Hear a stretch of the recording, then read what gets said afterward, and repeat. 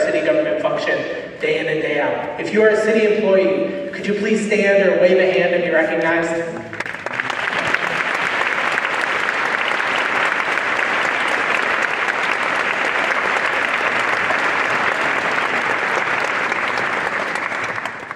We are honored to have many elected officials with us here in the room, including our colleagues with Akron City Council.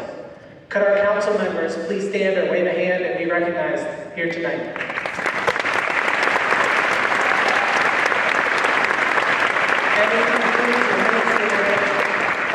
I'd ask all the elected officials in the room to stand.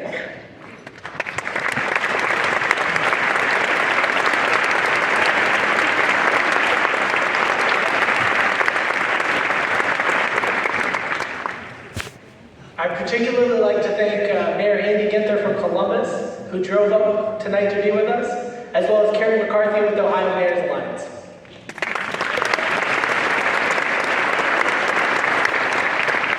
And two more elected officials I'd like to thank. The first is County Executive Eileen Shapiro.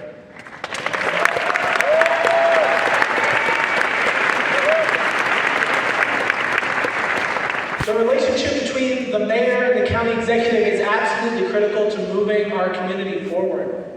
I am grateful for Executive Shapiro for her willingness to share her advice and share her experience with me as I start this new role. Thank you.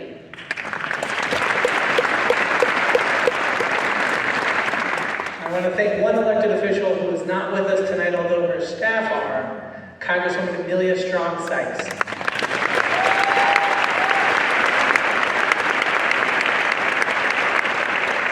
I think they're voting right now, but Congresswoman Sykes is a tremendous leader in our community. Someone who knows our issues because she's one of us. Someone who advocates for us with incredible strength and courage and resolve. We are so lucky to have her in Washington representing us.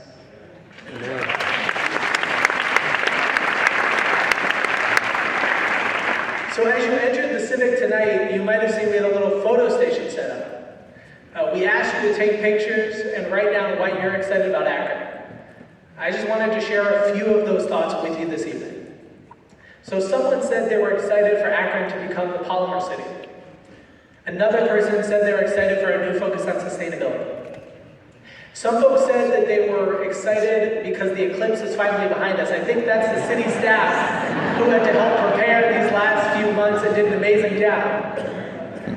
I think it just means we can start planning for 2044. But these are all great answers. My answer is a little bit different. The reason I'm excited for Akron is all of you. It's the energy for change that we are building together.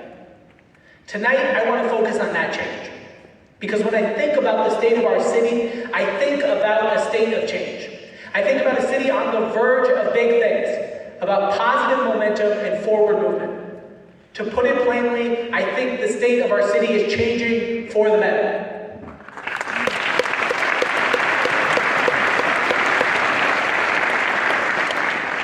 Now, it's one thing to talk about change. I spent over a year doing that on the campaign trail all across the city.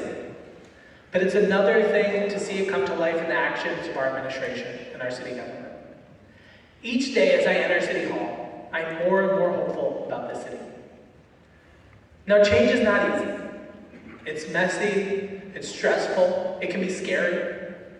We don't need change just for the sake of change. We need real, lasting, responsible, thoughtful change. We need new ways to address violence in our community. We need to make people feel seen and heard when they reach out to the city about an issue, no matter how big or how small. We need a permanent commitment to dismantling systemic racism and ensuring everyone in our community has real opportunity.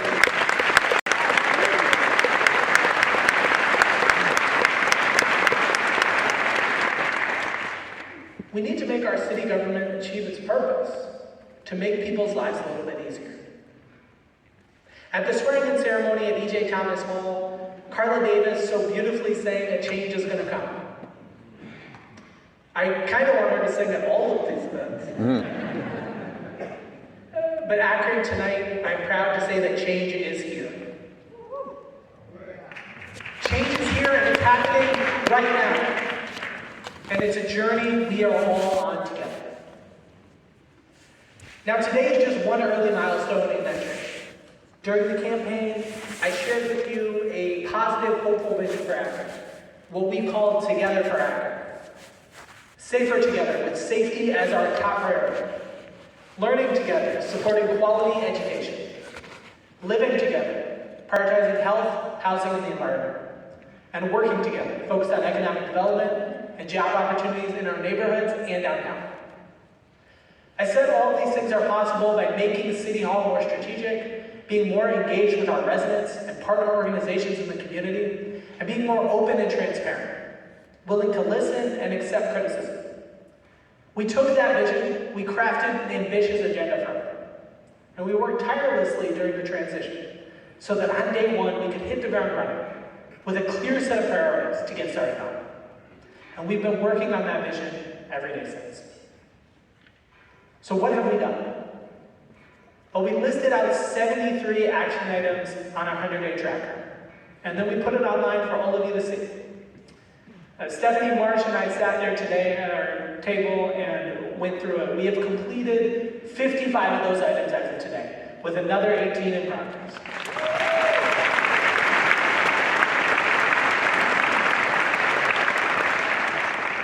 I have some bad news for our staff. Almost all of those items are going to continue in one way or another.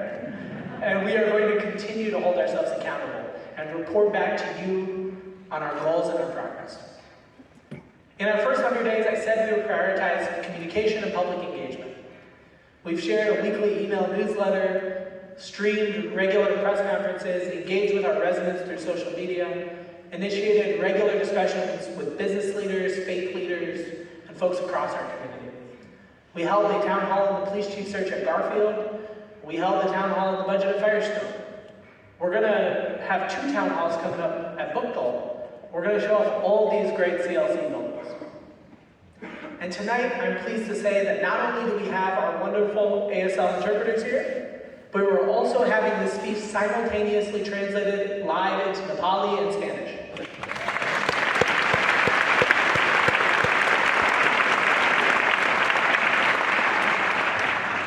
It's important to provide these kinds of accessibility so that everyone has an opportunity to participate in the process. Now, looking back at my schedule, our team says that I've attended 109 community events in the last 100 days.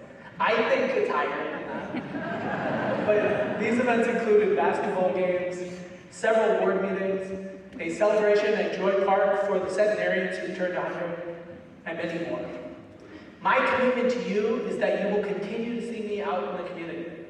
I believe that in order to lead a city, you have to be present. And I don't really have a choice. I have 200,000 bosses, some in this room and some not in this room.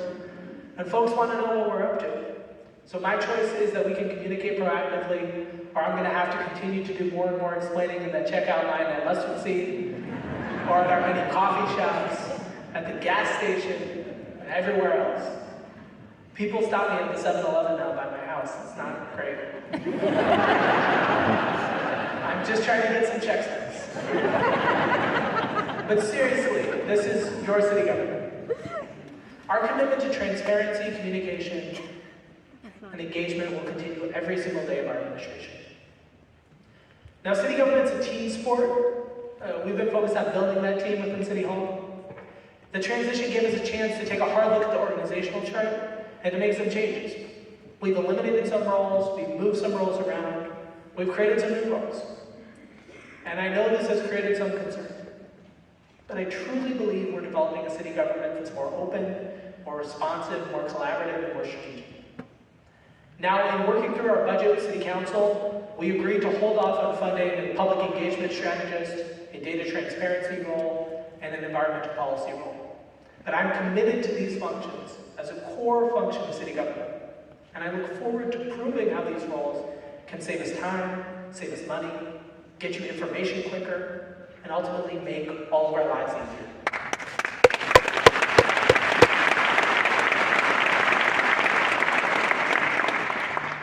I am very proud of the 2 exceptional leaders who make up our core leadership team, Brittany Grimes-Zeringer, our Chief of Staff, and Nanette Pitt, our Chief of Strategy.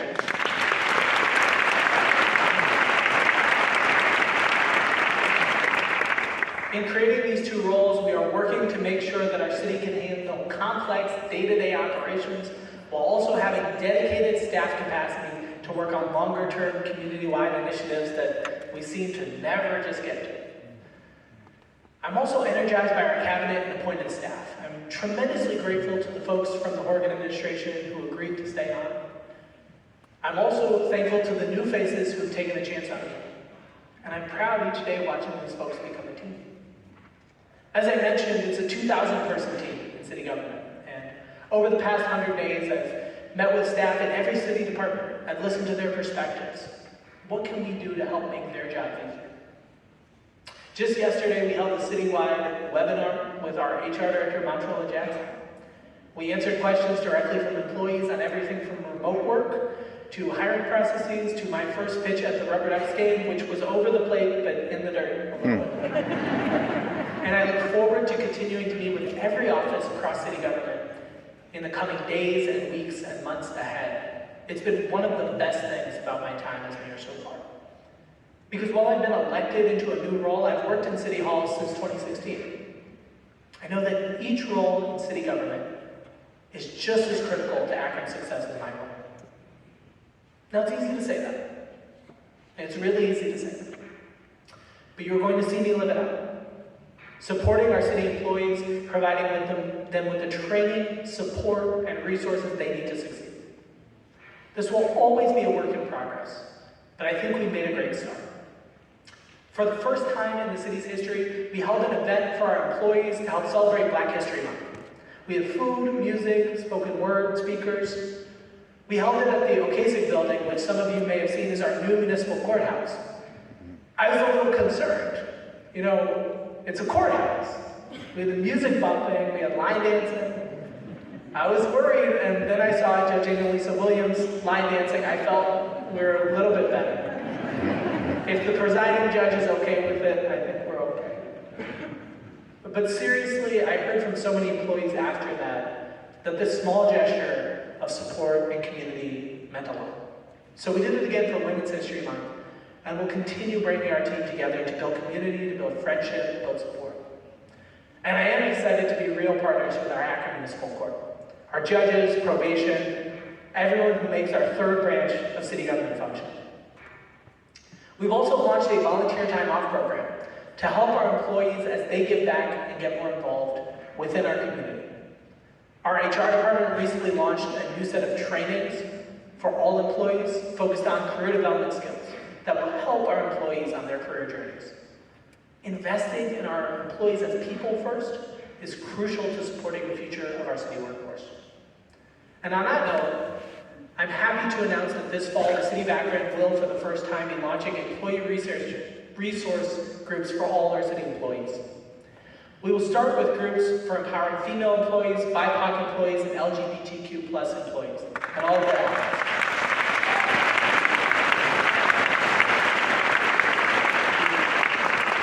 These will be employee-led, with support from our team. We'll expand them as time goes on. But as some of our friends in the corporate community know, these groups have proven to help with employee engagement, retention, and workforce development. Because when employees feel they can bring their full selves to work, when they can be celebrated for who they are, they're more productive, more engaged, and more likely to stay as part of our team. So I'm excited to see how these groups will benefit our team. Now, another focus of the 100 days has been modernizing city operations. Everywhere I go, I hear folks talking about this 311 app. Now, it's against the rules of politics, wherever those are written down, but I have to give credit to someone else, because this app and its development were started under Mayor Hargan and his team. But since launching this app in mid-January, we've had close to 4,000 downloads. We processed roughly 1,300 service requests from the app. It may not seem like much, but this is a big step forward in how we as a city deliver basic city services. So if you haven't downloaded it yet, pull out your phone, don't text, but pull out your phone, and search Akron 311. Another big step forward is our snowplow tracker. Now, as a retired ward council member, I know that when snow falls, people want to know when they're going to see a plow on their street. This new dashboard provides real-time updates about the city's snow and ice operations as they're happening. Now, you can look at it as lucky or unlucky, but since we launched this in February, we really haven't needed it at all. But it will be there for future seasons, and I think it's going to be in it. I want to give our IT department a lot of credit, led by Darren Rosnick, and our service department, led by Chris Luddle, a huge hand for the snowplow tracker and the 311.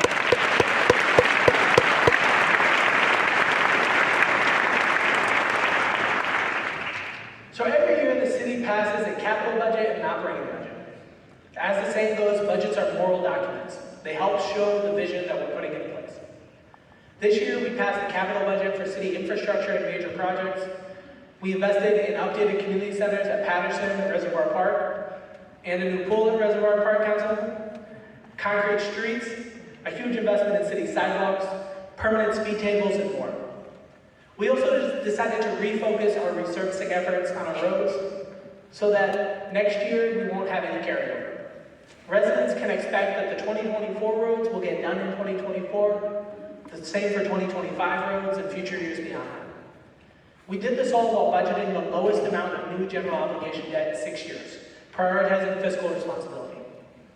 And last month, we worked with City Council to pass an $815 million operating budget with investments for our city.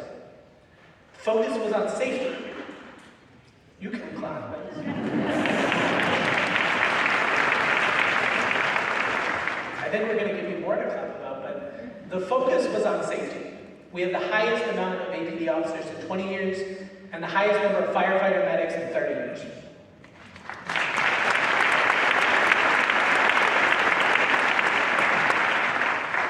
This isn't to throw people at problems. This is to recognize that the proactive work that we want to do, like community policing, violence intervention, community engagement, it requires having enough staff capacity for departments that have been stretched thin for too long. Too often, APD has to send our patrol officers from call to call to call to call, leaving them little time to spend a few minutes on a front porch building the relationships that our residents and our officers want to see. There's also acknowledgement that our Akron fire officers and our Akron police officers see difficult things. Not just them, but the dispatch folks as well.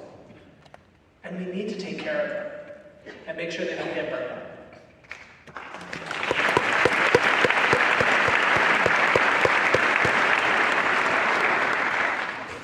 I want to thank the Akron Community Foundation. They are supporting a new app that provides resources and support to make sure that our officers and our safety forces have their emotional and mental health needs taken care of. Thank you very much.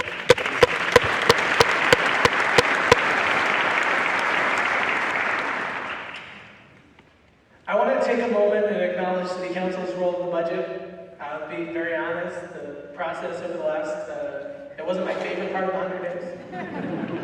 I spent so much time working to get elected. I wanted to make sure we had the resources we need to get things done.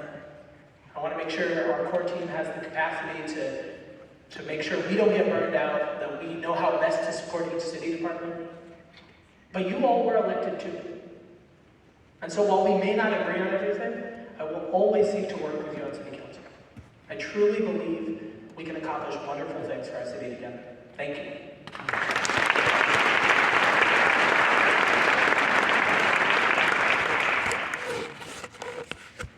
Each of the 13 leaders of City Council brings unique perspectives to the table to make our city stronger. And at the end of the day, like all those 2,000 people, we're all on the same team. I'm also proud of the engagement we did during the budget process. We had a Facebook live stream with myself and Finance Director Steve Fricker. It was like a Today Show thing we were doing. And we also did the same thing at an in-person town hall.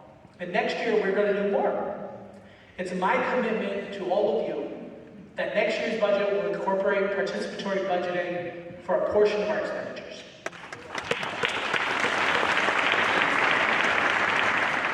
At the end of the day, this is taxpayer money. And so we want to make sure that taxpayers have a direct role in helping decide how that money is spent, especially when it comes to the capital projects that we're seeing in our neighborhoods. And we'll have more to announce on this as the year continues. Now, building the team, modernizing city operations, passing the budget, these are all core functions of the city government. But as I started, I mentioned that Together for Akron vision, and there's a lot to talk about here. Starting with our number one priority, public safety. This is one we could easily spend all night on. Safety is the number one priority for our residents. It will always be my top priority. We've been able to start addressing public safety in a number of ways.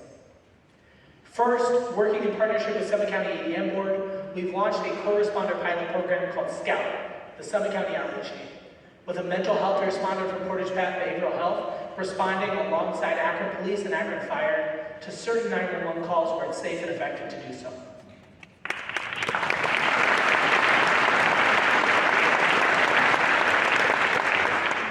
This is quickly becoming a best practice program across the country. It can create better outcomes for our residents. It can free up officer time to focus on the community policing and violence prevention we need them to do. And it's working. Over the first month, SCOUT has taken 85 calls for service. They've safely transported 16 patients for further treatment. And dozens of folks across the city and beyond work to make this a reality. And I'm looking forward to seeing this partnership grow by leaps and bounds in the months and years ahead. We've also sworn in a new class of Akron firefighters right here on this stage to help address the safety issues and staffing needs for Akron Fire and EMS, especially as we saw AMR pull out with our non-emergency responses last summer. We've also launched the next cadet class for Akron Police, one of the most diverse classes of cadets we've ever had in the history of the department.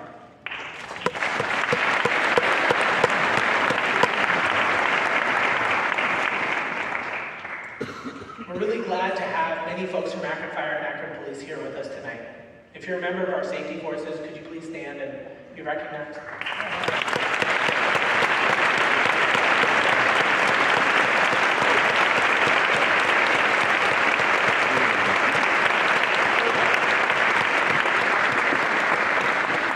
Thank you for your service.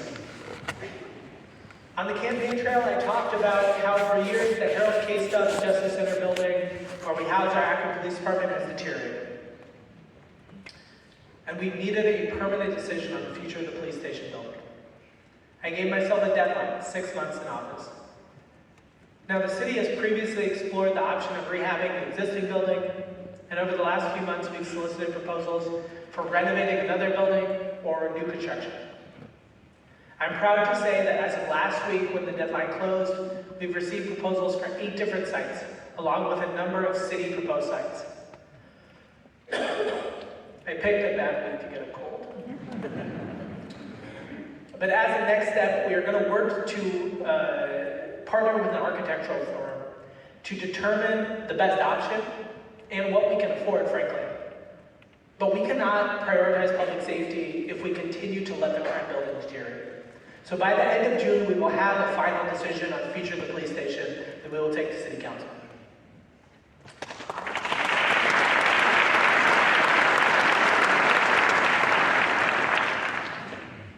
One big step we've taken in the first few months is continuing to improve how we tackle gun violence. I've spent time meeting with our federal and state partners, our ATF director in Washington, D.C., our safety director in Columbus, the U.S. Marshals, the United States Attorney.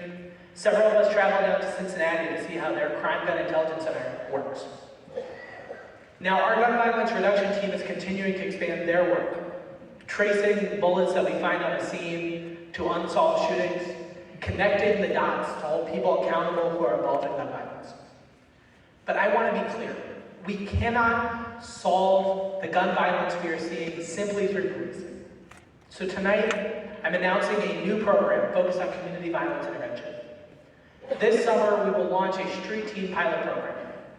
This program will hire and train credible messengers, people who are able to speak directly with those who are most likely to be involved in gun violence, especially our young people, because they have lived experience, a history of involvement with our criminal justice system. These credible messengers will be lifelines in our neighborhoods. They will help our kids see a brighter future. They will help our youth understand the consequences of their actions while providing them with support and options that allow them to develop goals and take steps to reach them. These kinds of programs have proven their effectiveness across the country, and it's time we bring these interventions down.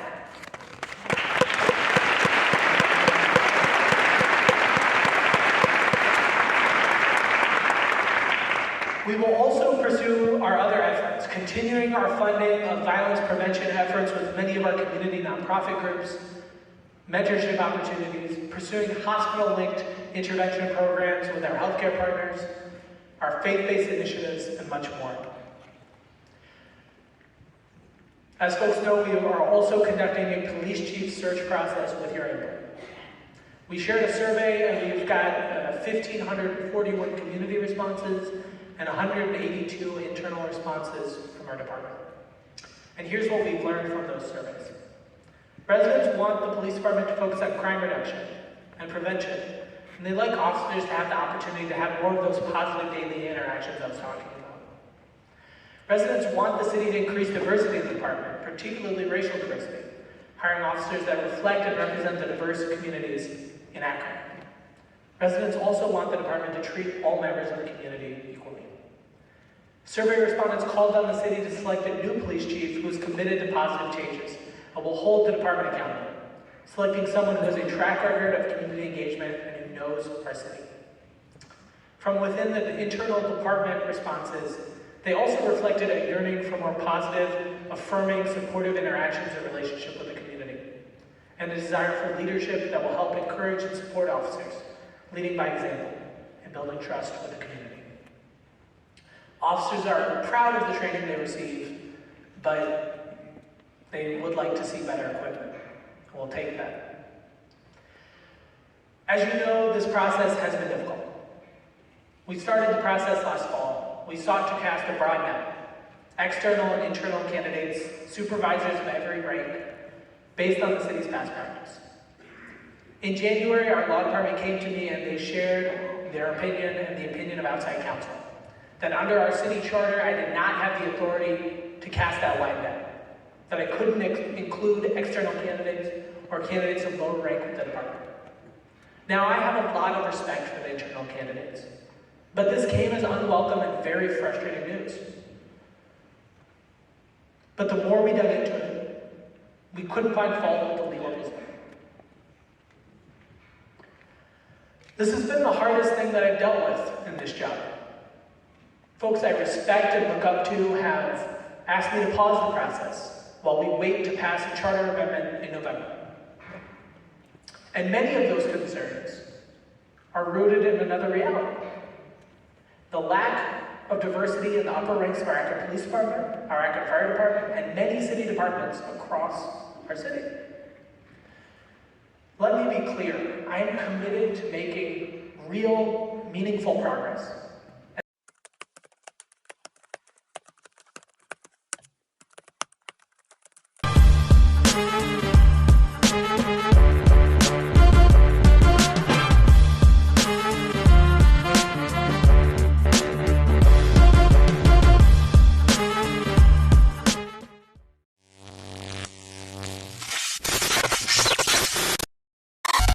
Stay on top.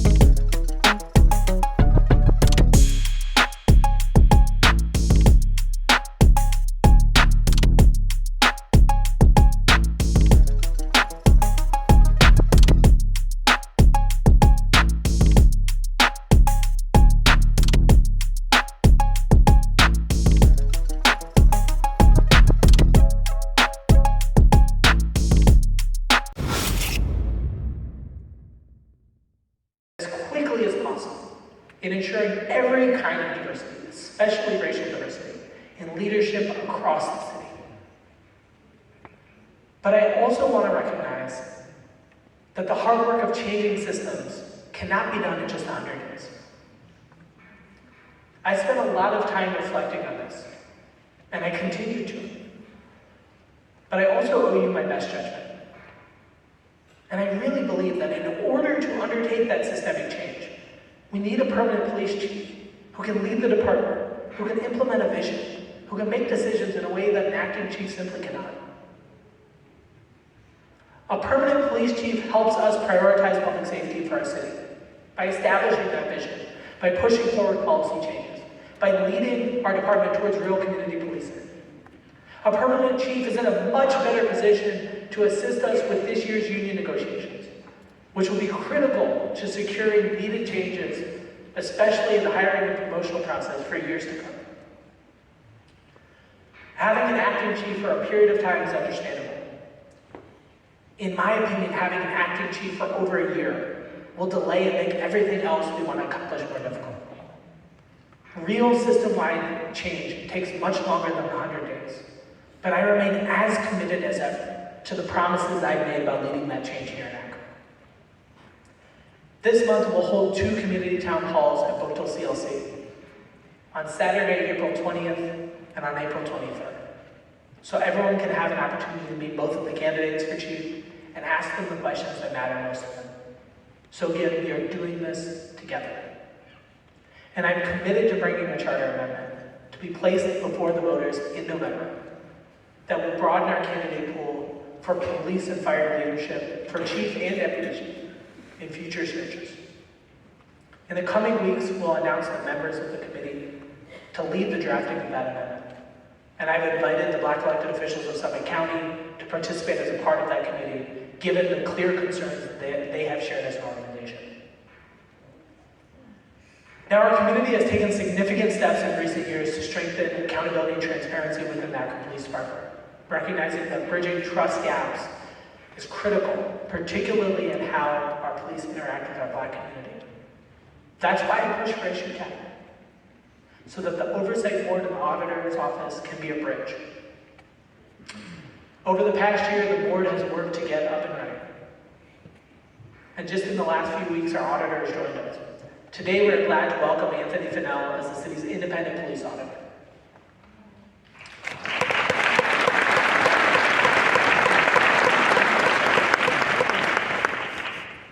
Mr. Fennell, my administration will always seek to work with you, to work collaboratively and constructively with your office. And ask Mr. Fennell and the board members present to stand and be recognized for their service as well.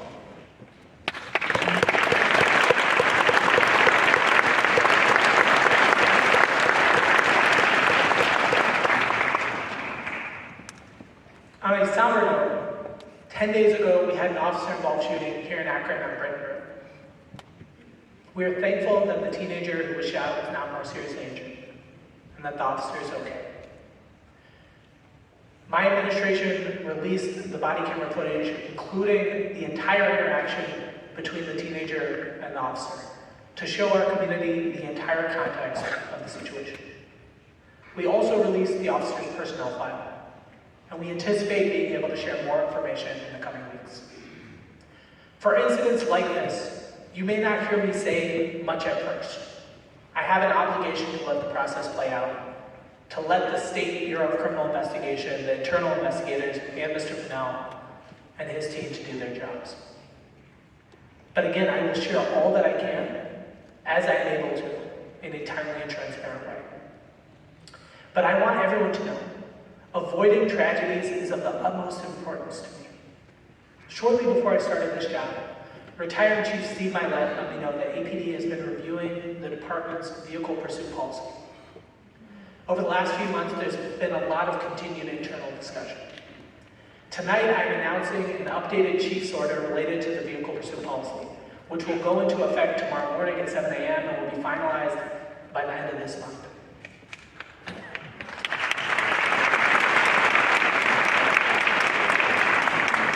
Under this update, our department will no longer conduct vehicle chases for equipment violations alone, such as a broken side mirror or taillight.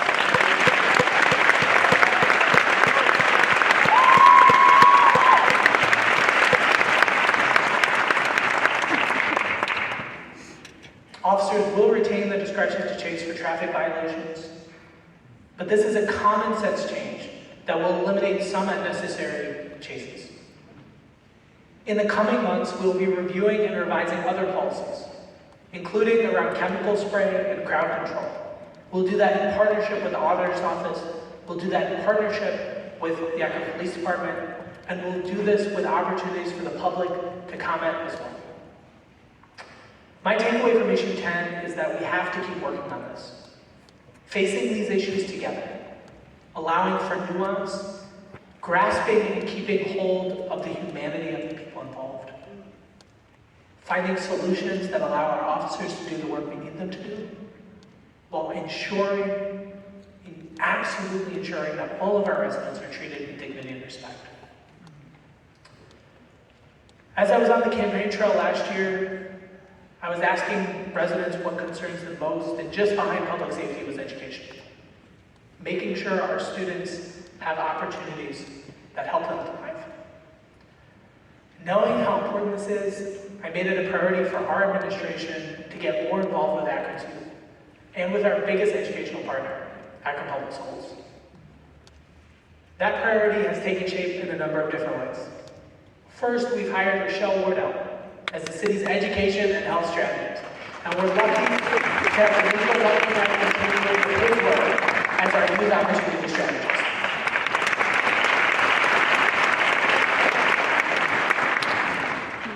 You know, sometimes I think when folks hear the word strategist, they think of some folks sitting around in a think tank being paid to look up fancy ideas. Now, this is not the type of strategy team we've created. Rochelle, Danico, and the rest of the team have been out in the community, building partnerships, and talking about moving forward on actionable solutions to the problems facing our city. As I said at the beginning, in many cases, these are solutions we've been talking about for years, but we haven't had the capacity to truly tackle these issues. We don't have an education department at City Hall, but now we have someone at the city waking up each and every day focused only on education and health. We will continue building our partnership with Akron Public Schools, and especially working with our Parks and Rec Department and APS to build out the access to our community learning centers, which are amazing assets in our community.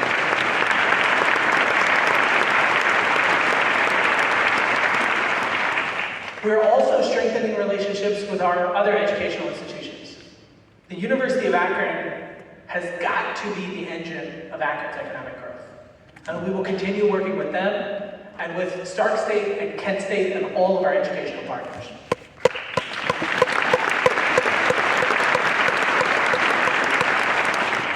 We have many of them in the room tonight, and I want to thank our educational leaders here tonight for their continued collaboration.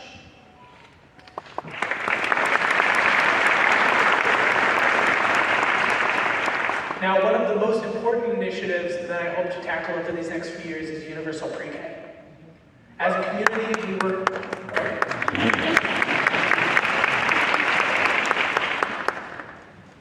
If you give me the opportunity, I'll get some water.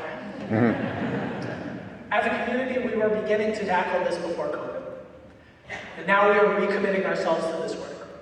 It won't happen overnight, but we are committed to working with all of our pre-K providers in a community to achieve our common goal, that every family in Akron has access to quality, affordable early learning, setting a foundation for lifelong learning and prosperity.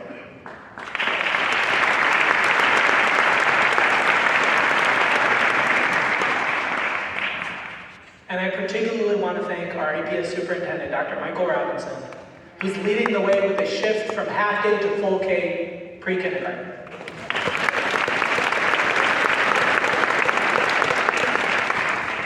We will continue to support APS's efforts, but in education and in most issues, so much of this work is done in partnership with community organizations. I want to thank all of our philanthropic partners, including Akron Community Foundation, GAR Foundation, Knight Foundation, United Way Summit Medina, and many others in the space. for their efforts in moving our community forward. Thank you all.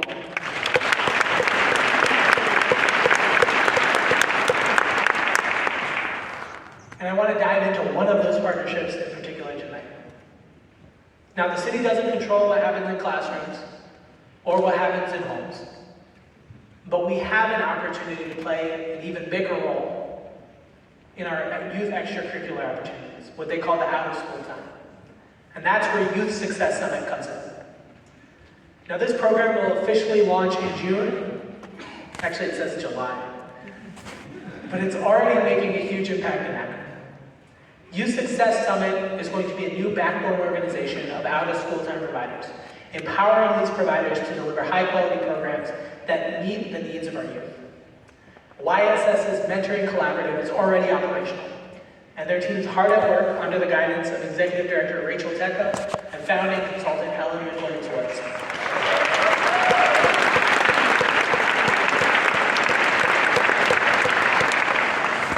We as a city have made a significant commitment to creating and equipping YSS over the last few years, and that commitment will continue. Taking this proactive role as the strategic partner in this organization will allow us not only to invest in the future of our youth, but also to lay the groundwork for a stronger and more resilient community for the future. Because truly, Akron will succeed or fail based on whether young people growing up here see a future for themselves here in our community.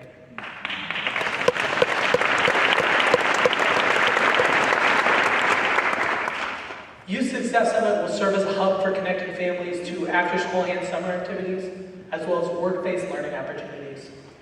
It marks a significant milestone in our community's commitment to our youth.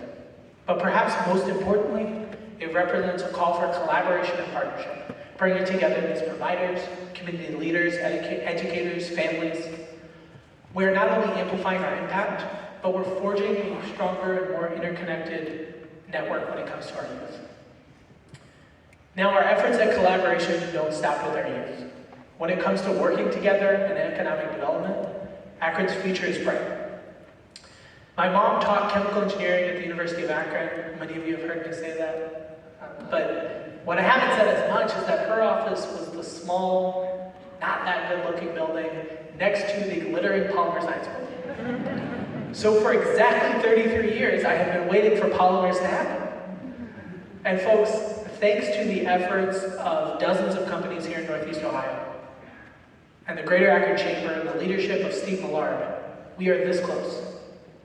Right now, we are competing for $40 million of state funding and $70 million of federal funding to take our industry to the next level, and for the rubber city to finally become the polymer city.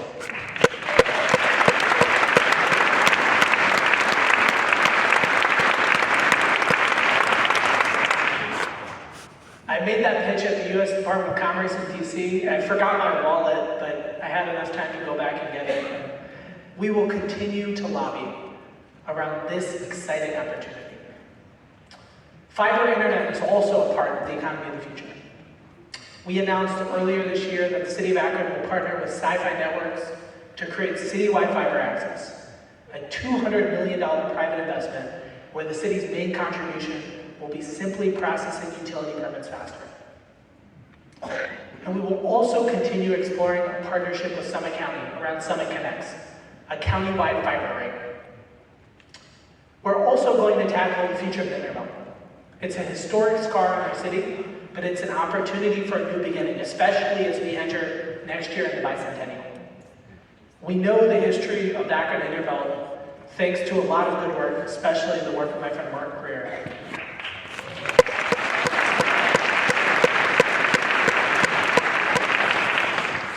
Using a federal grant from the Department of Transportation, we are going to work hand in hand with the community to determine what's next for this area. Working with residents, not to them.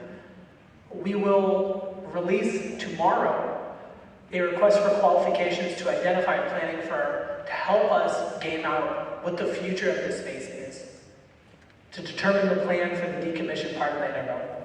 And I look forward to what's to come in that historic area. Across the city, folks are worried about downtowns. Tonight we are announcing that this summer we are going to create a new downtown community development corporation. Drawing on the success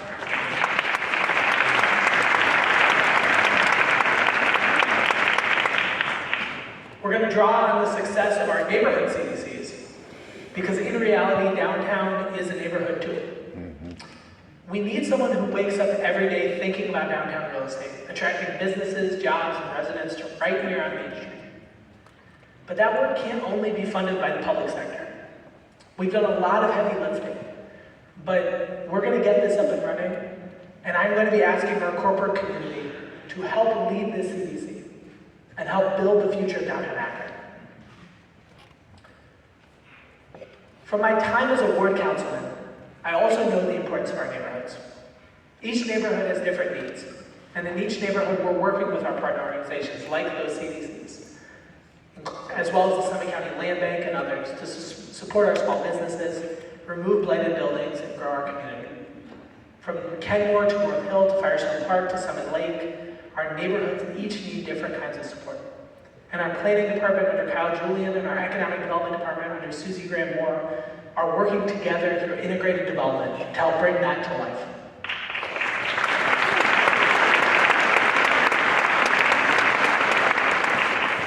Three down, one to go. We have our final piece of Together for Akron, what I've called living together, around health, housing, and the environment. When it comes to environmental sustainability, right now, all around the world, we're faced with the reality that every community must take steps to prevent climate change and move towards a clean energy future, or else there isn't going to be much of a planet left for future generations. Here in Akron, we've made a lot of progress over the years, but we have often looked at environmental issues as a luxury, something we can't really afford to prioritize. The reality is that preserving and restoring the health of our environment is critical, and the rest of the world is moving urgently towards a more sustainable future. We can either lead on that and be a part of the solution, or get left behind by the green economy of the future.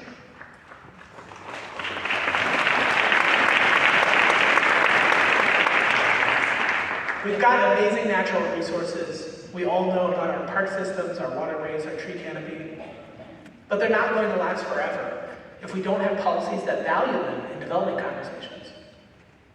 And all across Akron, but especially in East Akron, there are properties and neighborhoods still facing injustices of our past. Injustices we have to clean up and make sure we don't repeat.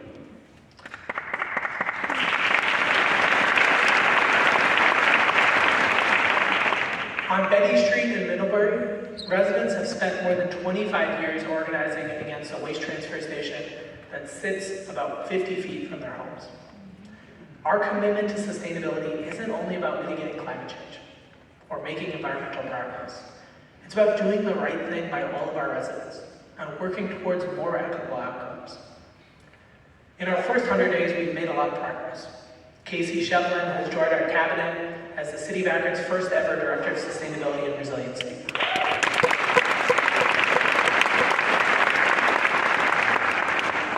I was waiting for some booze or some thrown fruit from our friends over at First Energy, where Casey came from, but as Tracy Carter said, we don't steal grown folks.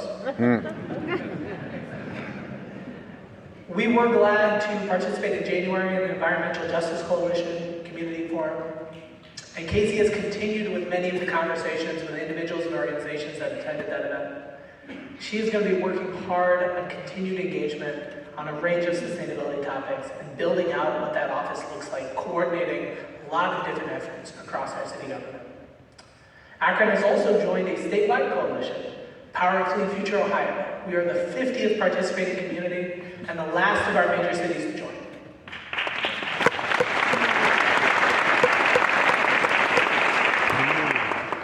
Now, as many folks know, I'm pretty competitive, and Mayor Ginther, we've got some catching up to do.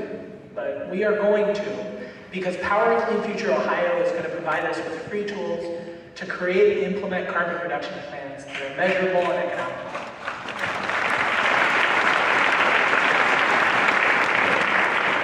We were also lucky to be chosen as one of 25 cities nationwide and 5 cities in Ohio to be a part of the Bloomberg American Sustainable Cities program.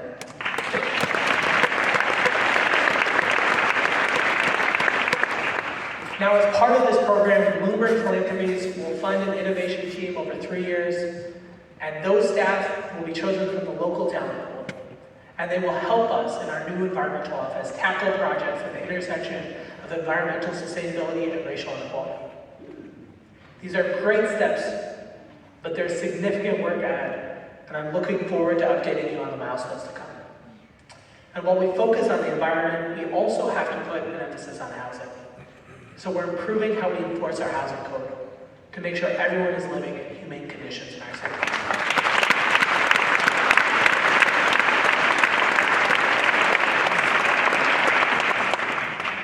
In the last few weeks, our housing inspectors have moved from pen and paper to using tablets for their inspections.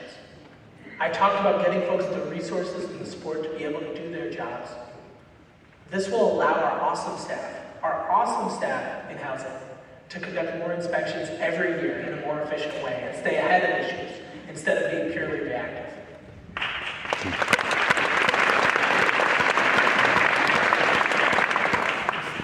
Another issue that I've worked on for years, that Maria and I worked on, is right to counsel, which would help ensure that folks facing evictions in the city have some legal representation.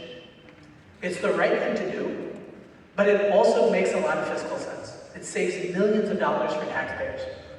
In Cleveland, right to counsel staff have helped negotiate move-outs, helped create settlements, keeping people out of homelessness. For the past 2 years, City Council and the previous administration worked to help identify ARPA funding for a right to counsel pilot program. Today, we're working closely with United Way of Southern Medina and Community Legal Aid, and we're closer than ever to bringing this needed support to our residents.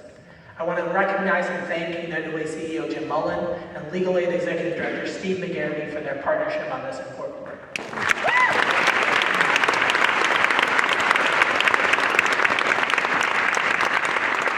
Now, throughout our city, there are residents who need help with their siding, with ADA accessibility, with their roofs, and on and on and on. The city's home repair program set up with ARPA funding was intended to provide some much needed help. And it's been slow to get off the ground. But over the last few months, our team has been working to review the program, to reset the program, to get on the right footing internally to show residents some results. And we will have more to share, bringing it before council in the coming months.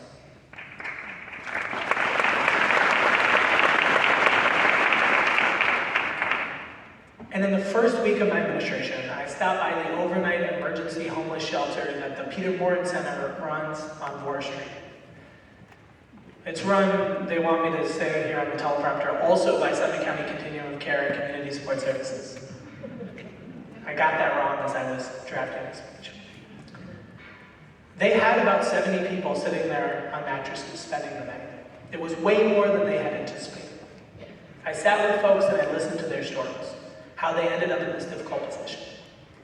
The reality is that in America, across this country, and in Akron, homelessness is growing. And our administration is committed to finding new solutions, taking ideas that have worked elsewhere, and getting more support for the folks doing work here in Akron. So in this year's budget, we worked with council to allocate $1 million in new ARPA funds beyond our typical annual funding to support these new solutions.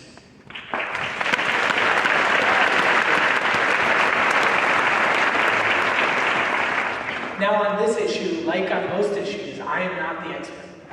And so we are going to empower our city staff, like long-range planning manager Helen Tomick and Deputy Service Director Ufred C. Lash, with a goal of treating every resident with dignity and respect.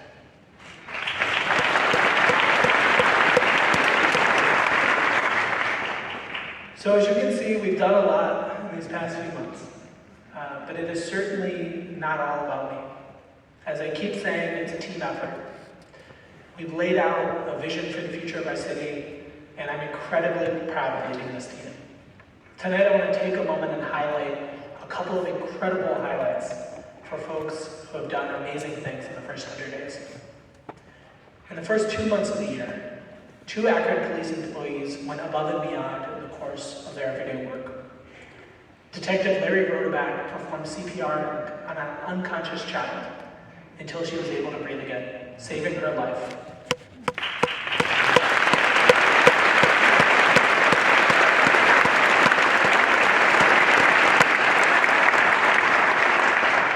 Similarly, Officer Adam Semchi located a kidnapped little boy and comforted him until he could be returned to his family.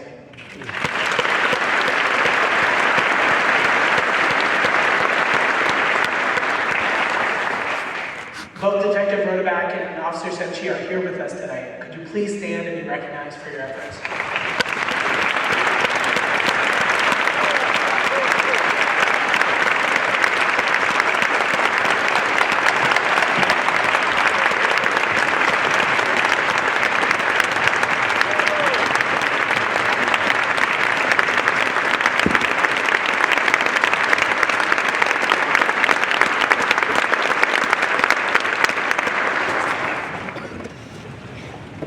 And I know when I tell those stories that there are dozens or hundreds of other stories that are more everyday encounters that we could highlight, and we will continue to try to highlight from our safety forces. Another individual I want to highlight tonight is retiring Akron Fire Chief Joe Nacco. And I didn't know this until today. Today happens to be his birthday as well.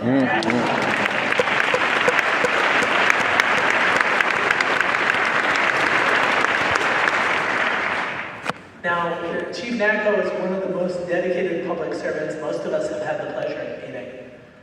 During the transition, Lori Pesci with Summit County pushed and pushed and pushed on us, and she made clear that we needed to make room at the city for more of a focus on emergency management, for preparedness when it comes to things like the eclipse and other emergencies. So I'm really thrilled to say that Chief Nacco has agreed to stay on with us as the first ever assistant to the mayor for emergency management.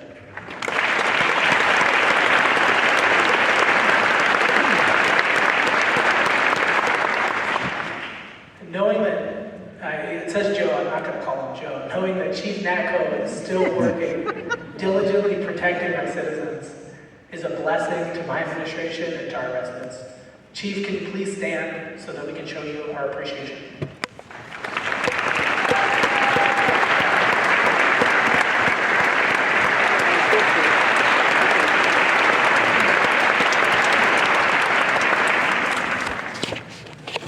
Now, the last story I have starts with Deputy Service Director Ufred C. Lash.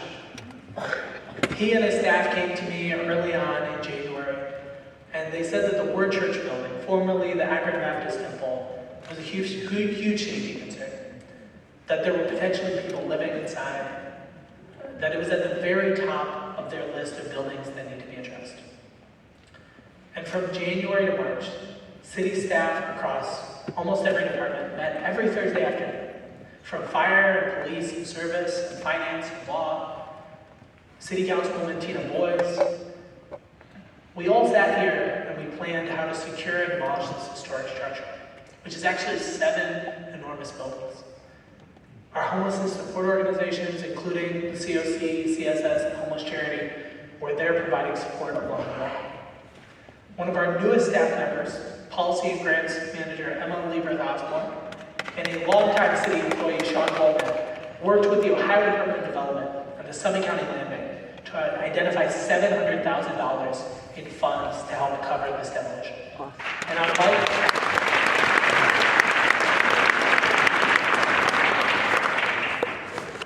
March 19th, on a very windy and cold day, Akron Police and Akron Fire walked through the building, secured it, and the demolition began.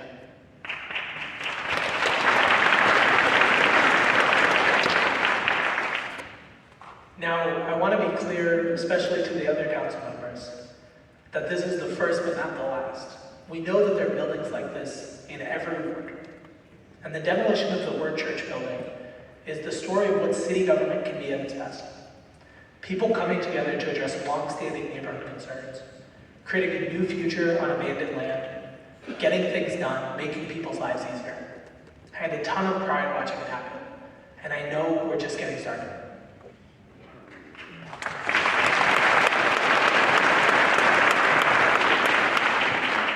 From that experience and from the entire 100 days, we've taken a couple lessons that will guide us. That listening matters, that communication and engagement has to be central to what we do, and that we can't do any of this work alone. And that's where you come in. I've said all along that I wanted this vision to be about more than just me, to be broader than even just our city government, that it's something that everyone in our community can be a part of. We have a city full of people who like to give back, who want to give back, who need to give back. And our administration is going to be sharing more ways in which we can leverage the energy for change that's in this room and in every room in our city. So tonight we have just one ask of you. With your program, you should have received a palm card for Youth Success Summit's Mentoring Collaborative. Now if you scan the QR code, it will take you a page where you can sign up for lots of different mentoring opportunities, depending on your availability. Mentoring is a key activity that will continue to lift up, because it can be such a benefit to young people in our community, helping them to see what's possible in their futures, but also because it's a learning and growing experience for mentors as well. So please check out the QR code. Please consider signing up for one of these programs. It will make a big difference in our community, and it can make a big difference in your life as well.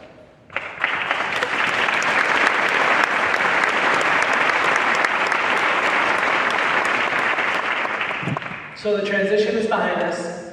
The 100 days is officially behind us too.